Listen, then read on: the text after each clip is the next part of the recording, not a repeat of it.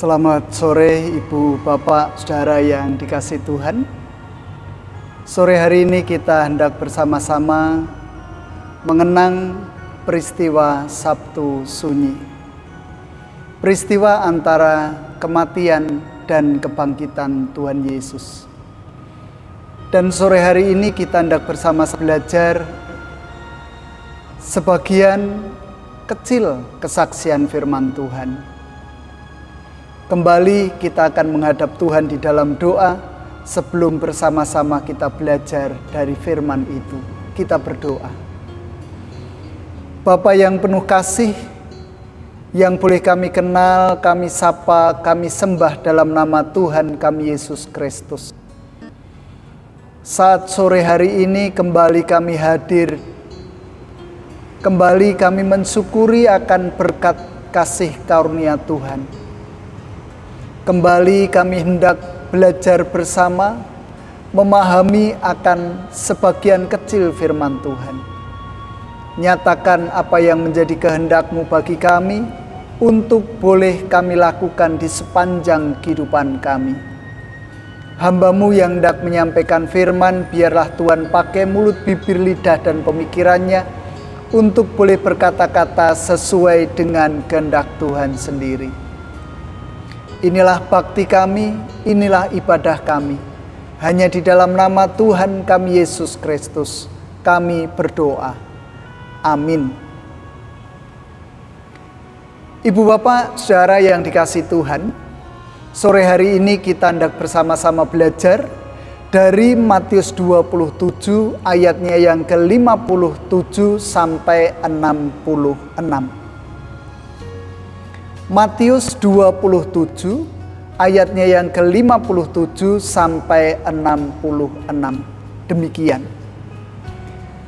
Menjelang malam datanglah seorang kaya, orang Arimatea yang bernama Yusuf, dan yang telah menjadi murid Yesus juga. Ia pergi menghadap Pilatus dan meminta mayat Yesus. Pilatus memerintahkan untuk menyerahkannya kepadanya.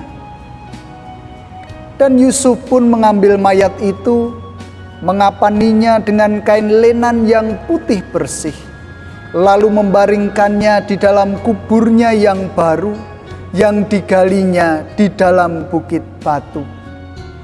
Dan sesudah menggulingkan sebuah batu besar ke pintu kubur itu, pergilah ia. Tetapi Maria Magdalena dan Maria yang lain tinggal di situ, duduk di depan kubur itu. Keesokan harinya, yaitu sesudah hari persiapan, datanglah imam-imam kepala dan orang-orang Farisi bersama-sama menghadap Pilatus, dan mereka berkata, "Tuan, kami ingat bahwa si penyesat itu sewaktu hidupnya berkata, 'Sesudah 3 hari aku akan bangkit.' Karena itu perintahkanlah untuk menjaga kubur itu sampai hari yang ketiga. Jikalau tidak, murid-muridnya mungkin datang dan," saya ulang, "karena itu perintahkanlah untuk menjaga kubur itu sampai hari yang ketiga. Jikalau tidak, murid-muridnya mungkin datang untuk mencuri dia, lalu mengatakan kepada rakyat, 'Ia telah bangkit dari antara orang mati,' sehingga penyesatan yang terakhir akan lebih buruk akibatnya daripada yang pertama." Kata Pilatus kepada mereka, "Ini penjaga-penjaga bagimu, pergi dan jagalah kubur itu sebaik-baiknya." Maka pergilah mereka, dan dengan bantuan penjaga-penjaga itu, mereka memeteraikan kubur itu dan menjaganya. Sedemikian panjang pembacaan saya, dan yang berbahagia adalah kita semua yang mau mendengar, memelihara firman Tuhan, bahkan melakukan dengan setia dalam kehidupan sehari-hari. Hosiana, amin. Ibu, bapak, dan saudara yang dikasihi Tuhan, pernyataan dari Matius 27 ayatnya yang ke-57 sampai 66, kita akan menggumuli bersama di bawah sebuah tema berharap di tengah duka. Saudara-saudara yang dikasihi Tuhan, saya percaya bahwa setiap kita yang masih diberi kepercayaan hidup oleh Allah tentu pernah merasakan kedukaan. Mengalami kehilangan sesuatu yang wajar dan lumrah yang dialami oleh setiap manusia. Kehilangan uang, kehilangan benda yang kita sayangi, kehilangan orang yang kita kasihi, kehilangan sahabat, kehilangan teman, kehilangan saudara. Ada banyak kehilangan yang pernah kita alami.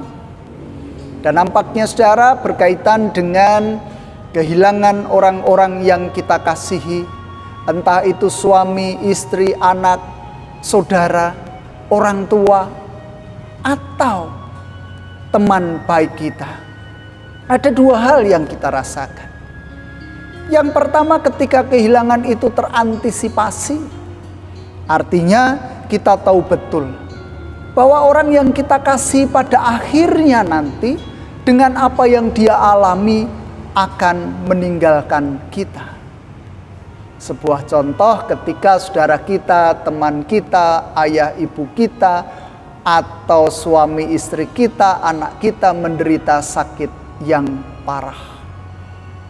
Sakit yang nampaknya secara manusia tidak bisa lagi disembuhkan. Sehingga yang dirasakan pada saat kehilangan terantisipasi, kemungkinan besar masih wajar-wajar saja. Tetapi situasi yang kedua adalah kehilangan yang tak terantisipasi sama sekali. Ketika kita merasa masih baik-baik saja, ketika kita masih memiliki pengharapan yang luar biasa kepada orang yang kita kasihi, dan kita menumpukan kehidupan kita di masa yang akan datang kepadanya, tahu-tahu Tuhan mengambilnya. Tentu rasanya akan sedikit berbeda atau bahkan berbeda sama sekali. Ditinggalkan oleh orang-orang yang tidak kita antisipasi sebelumnya. Duka cita yang begitu mendalam. Itulah yang dirasakan. Pengharapan itu seolah-olah sudah hilang sama sekali. Kita merasa bahwa hidup kita hanya itu saja pada saat itu. Dan kita tidak lagi bisa berpikir jauh tentang hari depan. Dan nampaknya saudara itulah yang dialami, dirasakan oleh murid-murid Tuhan Yesus pada waktu itu. Perjalanan kehidupan mereka selama 3 tahun bersama dengan guru, bersama dengan Tuhan, bersama dengan Tuhan yang mereka kasihi, baik-baik saja. Harapan mulai mereka tumbuhkan di dalam diri Yesus. Mereka mematrikan masa depannya pada Yesus, mempertaruhkan kehidupannya kepada Yesus. Tetapi nampaknya pada saat pergaulan mereka, persahabatan mereka, relasi mereka semakin menguat, ternyata Tuhan Yesus harus meninggalkan mereka dengan jalan yang tragis pula. Itulah yang membuat para murid, sahabat-sahabatnya tidak siap sama sekali. Banyak dari para murid lari tunggang-langgang meninggalkan arena, meninggalkan gelanggang perjuangan. Hati mereka hancur, harapan mereka luruh, bahkan ketika mereka tahu bahwa Yesus harus mengalami kematian. Bagi setiap kita, bagi para murid Yesus, kematian sudah tidak akan lagi menimbulkan pengharapan di dalam kehidupan masa depan. Itulah yang mereka rasakan. Sehingga saudara, kalau kita memperhatikan apa yang tertuang dalam Matius 27 ayatnya yang ke-57 sampai dengan 66, ada beberapa sikap yang dilakukan oleh beberapa orang di sana. Bagian yang pertama, sikap yang pertama diwakili oleh seorang murid. Walaupun murid ini secara diam-diam, yaitu Yusuf Arimatea. Yusuf Arimatea ketika itu adalah orang kaya. Mereka memiliki tempat pemakaman sendiri dan tempat pemakaman itu sudah dia gali. Dan Yusuf Arimatea menghadap Pilatus untuk meminta mayat Yesus. Bahkan sebagai seorang murid yang tersembunyi, mungkin seorang murid yang di belakang layar, dia ingin memberikan yang terbaik untuk gurunya. Memberikan penghormatan terakhir karena sudah tidak ada lagi pengharapan untuk melanjutkan pergaulan, persahabatan. Sehingga dia bukan hanya menurunkan mayat Yesus, tetapi juga mengafaninya dengan kain lenan yang halus putih. Pemikiran saya, kain lenan putih itu adalah kain lenan yang berharga, yang mahal. Demikian pula Tuhan Yesus juga ditempatkan di pemakamannya yang baru digalinya. Dan karena merasa bahwa tidak akan ada lagi pengharapan, dia meninggalkan pemakaman setelah dia memakamkan tubuh Tuhan Yesus. Dia mencoba untuk move on, selesai sudah. Apa yang dia lakukan kepada Yesus? Tokoh yang kedua, saudara, terdapat pada diri Maria Magdalena dan Maria ibu Yesus. Yang nampaknya kalau kita mencoba untuk melihat ulang, ternyata dua tokoh ini selalu mengiring langkah perjalanan kehidupan Yesus. Yesus begitu dekat dengan Maria Magdalena, apalagi Maria ibunya sendiri. Bahkan kalau kita mencoba untuk memperhatikan pergumulan Yesus ketika mengalami penderitaan, dua orang wanita inilah yang selalu menyertainya. Dengan hati yang hancur, dengan pengharapan yang sudah tidak ada lagi, namun dia tetap berjalan untuk mengiring Yesus sampai ke tempat peristirahatan yang terakhir. Bahkan dikatakan ketika Tuhan Yesus sudah dikuburkan pun, mereka berdua masih duduk di depan kubur itu. Tidak tahu apa yang mereka pikirkan. Tetapi bagi saya secara pribadi, mungkin mereka mengingat sabda Tuhan. Di dalam kegalauan, di dalam tidak adanya pengharapan, di dalam kehancuran hati, mereka masih tetap mengingat sabda Tuhan bahwa 3 hari akan bangkit kembali. Walaupun mungkin keraguan-raguan itu juga muncul di benak mereka. Dan saudara, kalau kita juga perhatikan, bukankah perempuan-perempuan ini yang menjadi penyaksi mata pertama kali kebangkitan Tuhan Yesus? Tokoh yang terakhir yang dimunculkan adalah imam-imam, juga orang-orang Farisi. Walaupun ada kejahatan, walaupun ada rekayasa jahat yang ditujukan kepada Yesus, bukankah mereka tanpa sengaja mengingat perkataan-perkataan Yesus? Walaupun mereka mengatakan bahwa Yesus adalah penyesat, tetapi bukankah tertanam di dalam hati mereka bahwa Yesus hendak bangkit pada hari yang ketiga? Oleh sebab itu mereka mengantisipasi dengan cara menjaga kubur dan juga menyegel kuburan itu. Kembali saudara, apakah kematian Yesus artinya sudah tidak ada lagi pengharapan? Apakah pengharapan itu sudah hilang? Apakah pengharapan itu sudah tidak akan ada lagi? Saudara-saudara yang dikasihi Tuhan, perjalanan keselamatan bukan hanya pada saat Yesus lahir. Bukan hanya saat Tuhan Yesus menderita, sengsara, disalibkan, mati. Tetapi bukankah Yesus juga bangkit?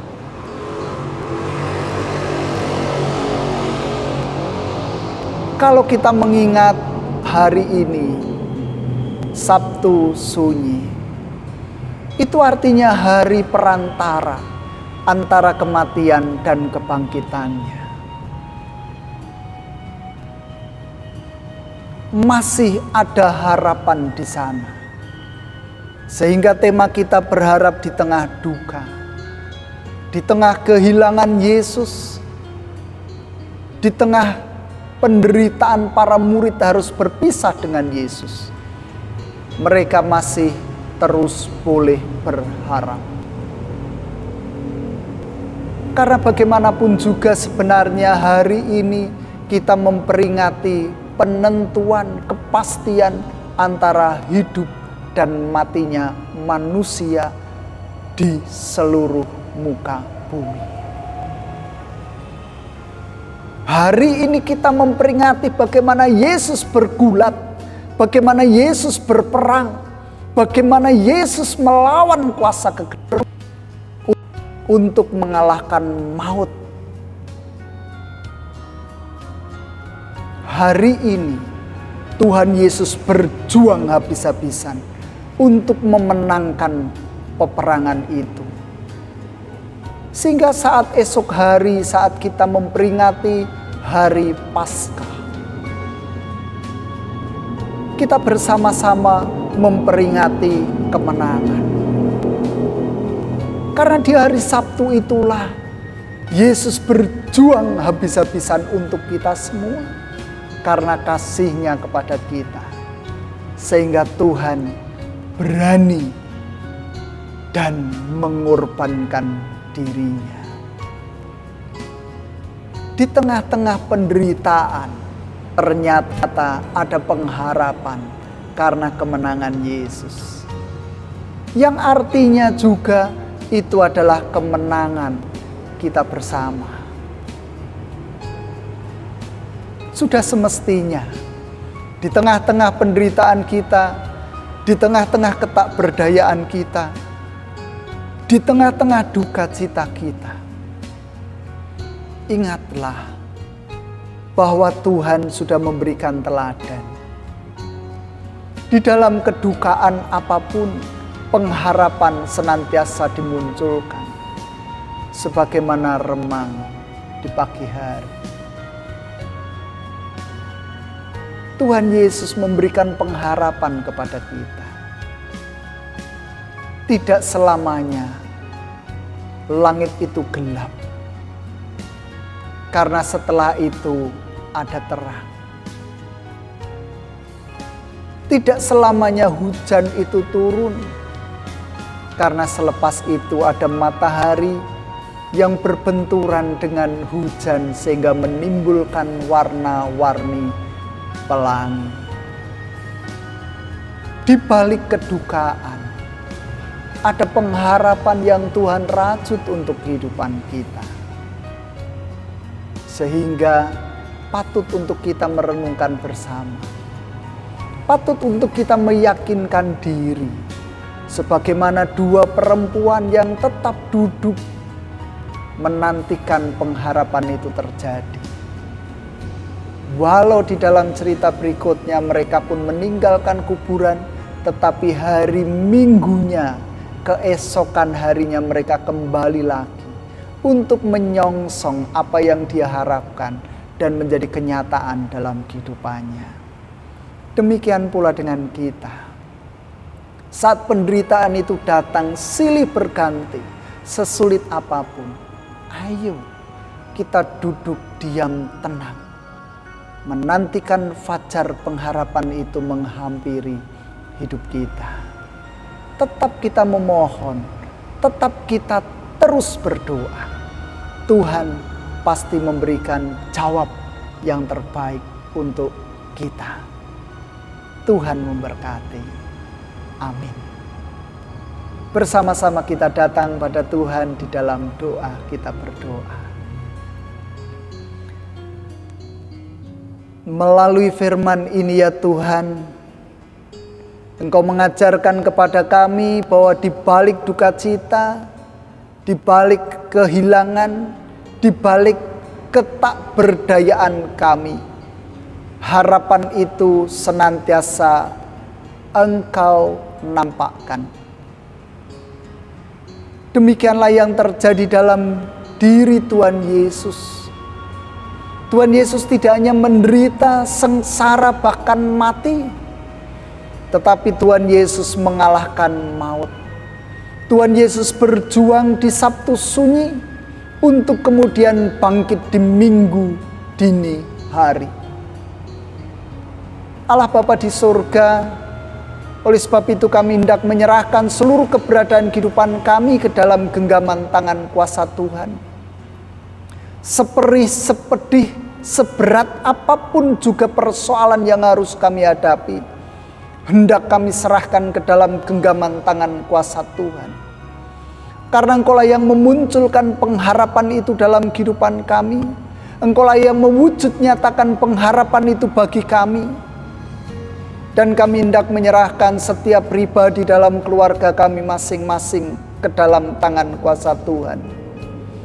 Jadikan kami berarti bagi orang lain. Jadikan kami berarti di hadapan Tuhan. Dan setiap upaya baik kami, setiap rancangan baik kami, setiap harapan angan cita kami, Tuhan berkati sesuai dengan kehendak Tuhan. Berdoa untuk situasi kondisi kehidupan bangsa dan negara kami yang secara pelan-pelan digerogoti oleh intoleransi, radikalisme. Tuhan, mampukan kami untuk merangkul mereka yang memiliki paham intoleransi dan radikalisme. Mampukan kami menerima mereka, mampukan kami mengulurkan tangan kasih kami kepada mereka, sehingga mereka pun mengalami jamahan Tuhan, dan mereka pun memiliki pengharapan, karena bagaimanapun juga orang-orang ini nampaknya kehilangan pengharapan. Engkau memakai orang-orang yang Engkau percaya di dalam kehidupan bangsa dan negara ini untuk boleh mengentaskan mereka, untuk menuntaskan persoalan yang terjadi dalam kehidupan bangsa dan negara ini. Bapa di dalam surga, kami hendak serahkan seluruh keberadaan kehidupan kami, pergumulan kami, permasalahan kami ke dalam tangan kuasa Tuhan. Dan biarlah saat ini Engkau pun mendengar apa yang menjadi seruan pribadi kami masing-masing.